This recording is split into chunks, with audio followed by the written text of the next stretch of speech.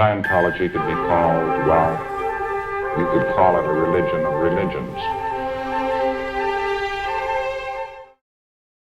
So I think that people are creating it themselves because they've just been so brainwashed.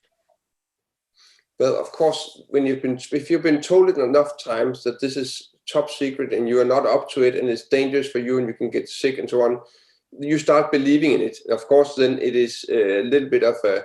It's psychosomatic. Psychosomatic.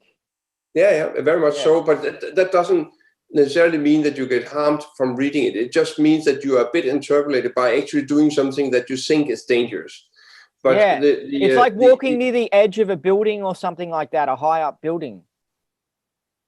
Yeah, and you believe that there's a long fall, but it's just half a meter, so it's nothing. But you believe you'll fall like 100 meters and you'll kill yourself. Then you'll feel a little bit dizzy, a little bit frightened from walking there. So that's the same thing. But on the why people can really go nuts on these things, I understand very much myself, because when you start auditing all these entities or these demons, you might call them, Hubbard called them body thetans, which is a spirit, individual spirit, which is not you, which is attached to you or to your body. And it has a life entity just like yourself, and it has its own thoughts and considerations and everything. And it can go destructive on you, and you think that it's your own thoughts and stuff, and it can really start spinning you. And the point is that if you audit this material, you have to believe it. If you don't believe it, you can't audit it. Yeah. So in order to get anything from this process, you have got to study it and to really get into it and start believing it, because otherwise it won't work at all. It'll do nothing for you. It'll just be like nothing is happening. You need to believe it. That's the criteria for actually running it. So when you start... So hold on. So it's like somebody they're like creating an imaginary friend or whatever, and they keep on creating it and keep on thinking it. And then to them, when they hear a voice or whatever, it's like they've created that. Is that what you're saying? Yes. And you need to create it, and you can do that. I mean, your imagination, you can do lots of stuff. Yeah, because I had my twin back when I was involved with the church. His mum had gone insane, and she'd done the OT levels, and she was like, I think, hearing voices or something, and she was she didn't want to leave the house or something like that because she was scared of ghosts or whatever. And she'd gone crazy on the OT levels. Yeah. So you're telling me that you're saying that she went crazy not because the actual tech was out or Hubbard came up with a crappy way of dealing with entities. You're saying that she went crazy because she created it psychosomatically herself. Yeah, she would have to. Otherwise you can't run it. Nothing will happen. So you need to believe the story. You need to experience. But you can tell yourself a lot of stuff. You can mock up anything really, and you need to do that. So you basically, let's say you sit on your solo session on OT3, and you mock up a demon or body thing, and you start talking to it. You can easily do that. There's nothing wrong. You can just mock up some it's kind imagination, of living because the person's already done lots of Dianetics before this, and that's essentially, you're going into potential imagination land in that. Yeah, you do. So you're already into it. So now you need to mock up a specific, instead of it's just an incident, which is some kind of dead thing. This is a living thing being here and now with you and communicating to you. So you need to mock up that, so that you actually exercise it. You exercise. You're working. There's even drills on the OT3 course, on the theory part of the OT3. There's even drills where you have to mock up positions of entities around your space, and you need to it's an exercise. So you train in it. You learn how to do this. Now you think you're learning how to spot these demons, but you're really learning how to mock them up. So now you got well trained. So now it's really real for you. This is universe. Now, but hold on a second. So universe is getting really real, and now you start auditing it, and then the results that you're read about, how they react when you address them, how you can audit them, what questions you can ask, what reads to expect on the e-meter. That whole thing starts happening because you learned and you expect it to happen, so this is what's going to happen, so that will happen. It's really a matter of, it's a training drill. So now when you go in session and these things happen, then you think, that was my evidence. This is true. This is actually happening. Yeah, so but the e-meter isn't a way of... more. Yeah, the e-meter isn't a way of... Because you can FN, you can be like a criminal and you can reincarnate and you can think you're on Hubbard and you can FN on that. So the e-meter isn't like a way of telling the truth or not, because I've had some other situation where I've heard where it's just not... I don't know if it's a very verifiable tool for things. The e-meter, I mean, e-meter reads and stuff. The funny thing about it is that that e-meter is actually measuring what happens between your skin and your leather skin, not what happens between your two hands and in your brain or whatever. Because if you peel off the outer layer of skin, you get to a very wet underlayer of skin. And when you connect to that, there's 100% connection between the cans. It's just like water. Poof. There's total 100% connection. So it's actually measuring what happens in your fingers, not in your mind. But it could be affected by thoughts you have. I'm not denying that. Other kind of therapies are using instruments like that, or like the lie detector. It can do something, but it's not like proving anything. It's just saying that here is some kind of reaction, whatever it could be. I think Hubbard said you can run imaginary incidents and run imaginary engrams, so you can get reads and stuff off imaginary incidents, isn't there? Like, I swear there's stuff written by Hubbard saying you can run someone on imaginary engrams and they'll get wins or something like that, and they'll get reads, and it's imaginary. I think you're right. I don't remember the exact reference, but I heard that too. So that is probably correct. So the person. Sorry for cutting in. Anyway, go on. No. But the whole thing is that what is it that makes the e-meter react, and what does it mean? That's totally arbitrary. But you are trained into thinking that it means something specific. Yeah. So the e-meter reads as to what you think. So if you really think and you like the idea of being the reincarnation of L. Ron Hubbard, you can get the e-meter to FN on that question. Yeah, no problem. Yeah. And I think that there seems to be a big problem in the church with like this natural clear idea and past life clear, and all these people in the late 70s and 80s, and it continued on. When they got declared that, I think it was just because they liked the cool idea of being a natural clear and a past life clear. It makes you real special, like, wow, And so, like, they FN at that idea, like, wow, I'm the reincarnation of L. Ron Hubbard. I'm a natural clear. Wow. So when they're holding on to the meter, they FN because they like that idea of freaking well being a natural clear. That would be so cool. You know what I mean? I'm special. Yeah. We had all these people were FNing, but they weren't showing signs of being clear. They were running into problems and stuff. So the e-meter isn't a way of testing these things, It is not, and I can tell you a funny little story. I once had one guy on the purification rundown, and he totally EP'd on it. I mean, he was like flying when he was running after the sauna, and he has been on it for like a month, and he was flying. He could not touch the ground. He totally EP'd on the purification rundown, and I sat him down with the meter. I was working in DKO, and this was one of the missions. So I took the train out there, couple of hours to that mission, and I had to put him down on the meter and get the completion before Thursday too. So he totally EP'd. He was smiling. He was like flying. He couldn't sit there still. He was like totally on the full EP of any run. Did he look like he was healthy? Like his skin was clear and stuff? Yeah, everything. He was one of the good success stories from purification, of which there are also many. But the funny thing is that I put him on the meter and he didn't have an FN.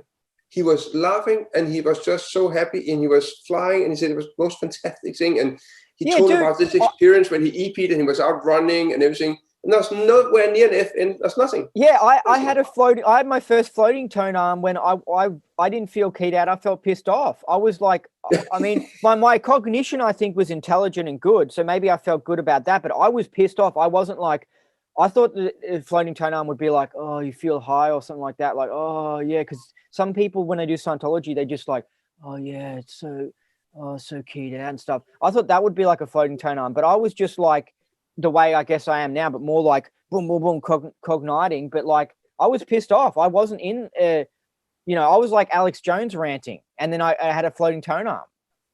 Yeah, exactly. So it's totally arbitrary. Yeah, and we've got the ARC break needle. They ARC break FN, where this person's FNs, but they're feeling really, really bad. Yeah, exactly. So it doesn't mean anything. You What can put the into hell? it whatever you want. But going back to the auto levels, Andy, just to answer that one, or at least my view on it, is that when you are into this synthetic universe created by Hubbard, and you're so much into it that you can actually run the processes and see, read, and feel pressure areas and get thoughts and ideas and correspondence with the demons and the whole thing, then you're pretty well into his sick universe.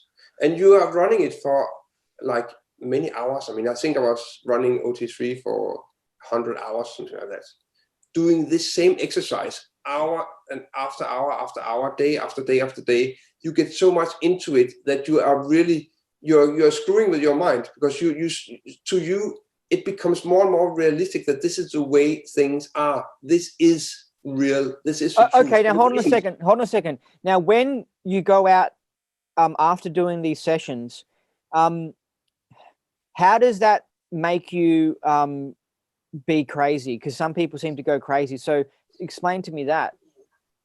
Because you start getting communications and getting strange ideas and so on from all your demons, and you think you need to fight those So demons. it's like you're creating a demon circuit in your mind, like the Engram 1950s idea of a demon circuit. It's like you're feeding it and creating one in your mind, and then you walk out in everyday life and you have a demon circuit going now.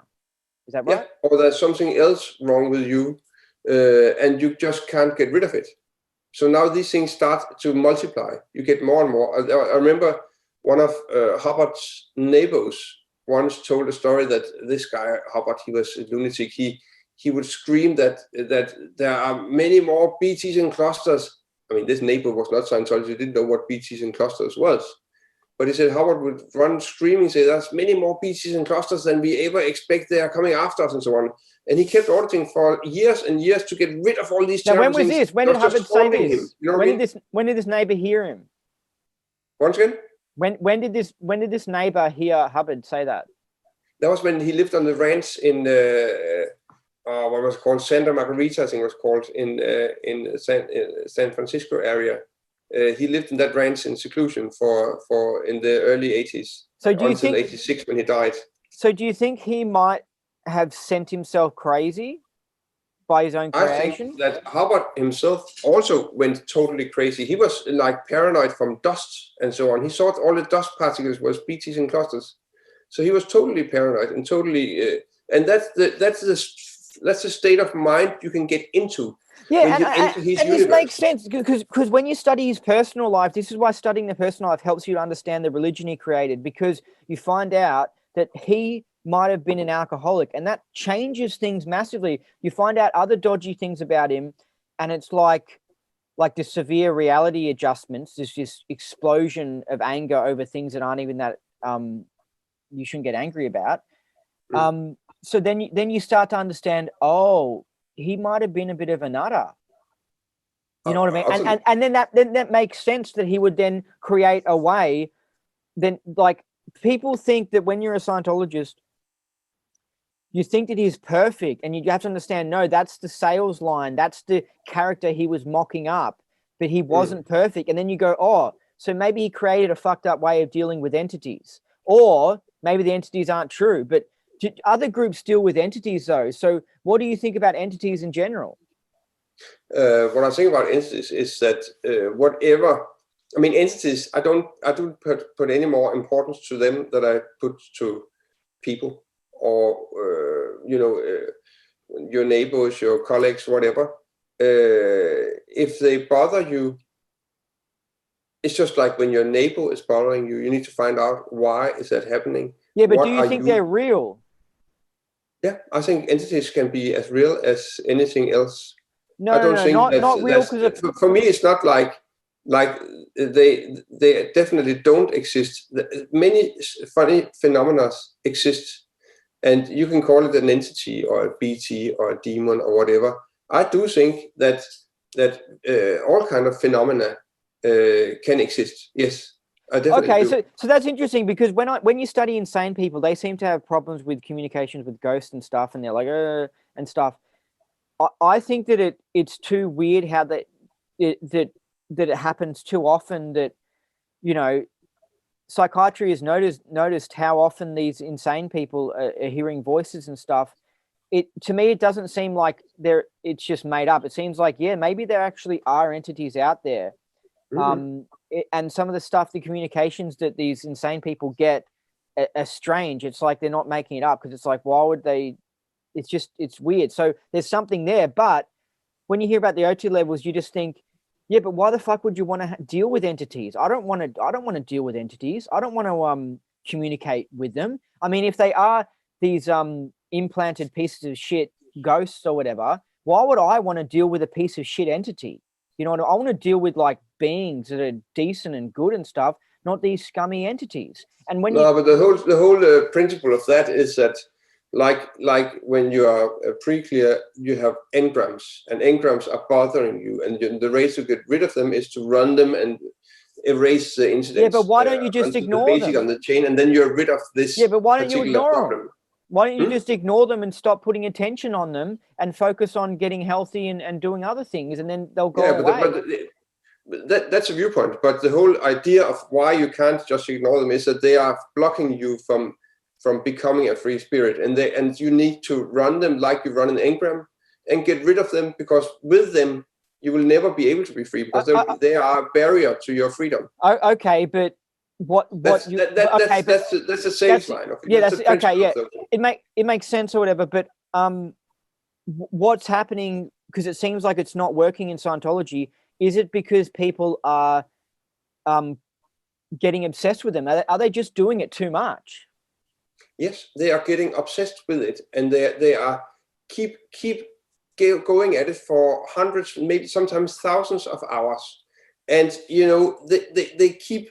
I'm not saying that all entities or demons are mock-ups, but I'm saying that a heck of a lot of it is mock-ups, because you get a new CS of running something else, then you go in session and you need to run it till EP. Then the next time you have a new CS, you need to run something else, and you have to go there and run it. So you'll be on it for years, and you are into this mind exercise where everything is getting more and more detached from reality and from real life, and it's just happening in your own mind. You're introverting yourself, and you're sending yourself crazy by introverting yourself. Is that what you mean? Yeah, utterly crazy, and there's so many examples of that. So it's like the opposite. It's not because they've read the material. That's not where it happens. It happens when they've been on it for a while. Yeah, They keep fighting, and the thing is, Andy, they don't go OT. Some of them never get an OT experience or anything specific. It's just like they have to work and they do the same thing over and over and over and over and over, and at some point they just go nuts. Yeah, so it's the opposite of it's the opposite of objectives. So objectives is like to get your attention out there and stop being introverted and look at reality and just wake you up in your environment and see things from different points of views. Yeah. This is like the complete opposite of that, and it's introverting you and creating psychosomatic illnesses and fucking people up. Yeah, utterly fucking up, and you get crazy from it. Crazy. Okay, what about people who just do it for a short amount of time, like what you do in Ron's or whatever? Because I heard that some people in the church or whatever, that they would say the first 6 months it was all right, but after that it started getting worse. So what do you think about doing it for a short amount of time? I think that could be okay. I mean, like with many of Scientology tools, like Dianetics, auditing, if you do it for a specific problem, I mean, I have sit with a PC who had a specific problem, and I ran him on Dianetics, and erased the engram, and that was it. The problem, he didn't wet his bed anymore. Bingo, like that. It took me 2 hours, and we should just stop there, because that's it. That solves that specific problem, and that is good. That's nice.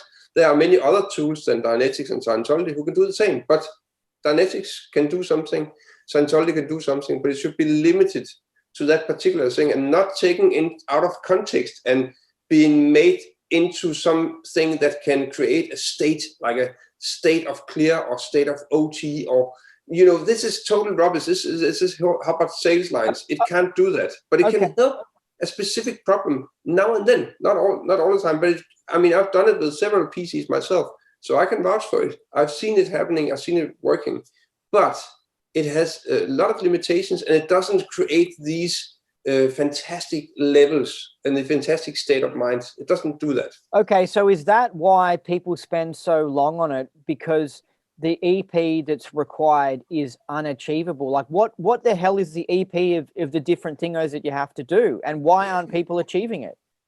Well, EP from OT3 is free from overwhelm, whatever that means. That you as a spiritual being cannot be overwhelmed anymore. That's the EP. But who is to tell whether you can be overwhelmed at any point in your life? Okay, what about the one where I think it's OT7, is it? Or where they're on it for ages? What's the EP of that? That's called course over life. So you basically course over your life. So these people ordered it for ages and ages, and they just feel like they don't get that EP, so they just keep on staying on it. Or they feel they get the EP and the CS tells them they haven't. It's totally arbitrary. Why would the CS tell them they haven't? Because they want to make money. It's a big money machine, Andy. What about at Ronsorg then? What about the EP at Ronsorg? The EPs are the same.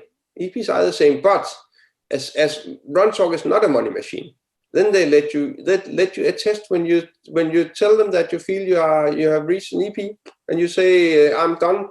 I feel like this and this and that, and then you go on the meter, and if you have a floating needle, they'll let you attest. It's not a money machine like the church. Okay, so the sales line in the free zone is that Ronsorg has fixed up the OT levels, and they've got their special Excalibur and stuff. You've done it, right? Yeah. Yeah. So what's the difference between their OT levels and their fixing up and the churches? Basically, the main difference is that in Ronsorg on Captain Bill's OT levels, the assumption is that your case is organized, that there is a pattern. You can take from like an org board, and there's a main holder of a whole cluster and so on. So you can basically address it more or less like you do with an org board. So there is an organized structure in your case. That's the main difference from the church version. And there are more. It's not only a cluster and a BT. They also have a stack and other kind of terms. So it's a bit more extensive than the church version. It's when you study both of them, it seems like the church version is very limited, whereas Captain Bill's has like spread it out and made it much broader. But the process is the same. You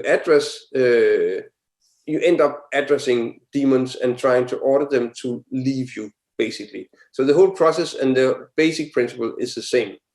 Now in Ronsorg, when I was running Excalibur, at some point I started feeling more and more detached from real life, and I felt, this is not doing me any good. I'm getting headaches all the time, and it's getting really tough running. And it's interesting. How are you getting headaches? How is it creating it? It makes me think that is it because of is it psychosomatic? You just did it yourself, or is it coming from the entities?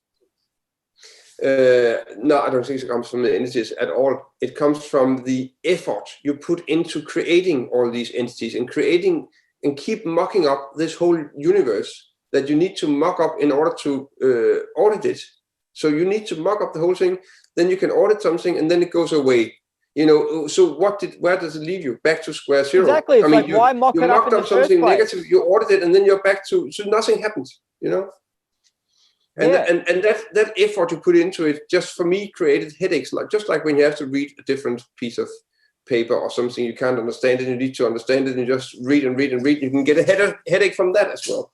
So it's basically a headache that's caused by your effort put into creating and unmocking and mocking up and unmocking. It is a ridiculous exercise, and it brings you absolutely nowhere, and it gives you no OT abilities or anything like that. Well, look what happened to Captain It just gets Bill. into a heavy state, and at the end I said, okay, I can feel this is harming me, it's not doing me any good, I'm done with this whole exercise. So I went to the CS and said, I'm done, and they put me on the meter, and I didn't feel happy, but I had I had an FM, and I attested to the level. That's exactly what we were talking about. We were just talking about that. I was not flying at all. Huh? I was not flying at all, you know. I was just like, had a little bit of a headache, and I said I had enough. So I went there and said, I feel I've completed, and they asked me some questions, and they said, you're a floating needle, and here you go, you can attest to Excalibur. And so I did. Because look what happened to Captain Bill. I mean, he ended up getting cancer or something. Yeah, I think so. Yes. Which, again, it's such a common occurrence. It's such a common occurrence. And also, and you can say, oh, maybe it's because of smoking cigarettes or something. But then he didn't try and get better or anything. Apparently, he just gave up and just let himself die.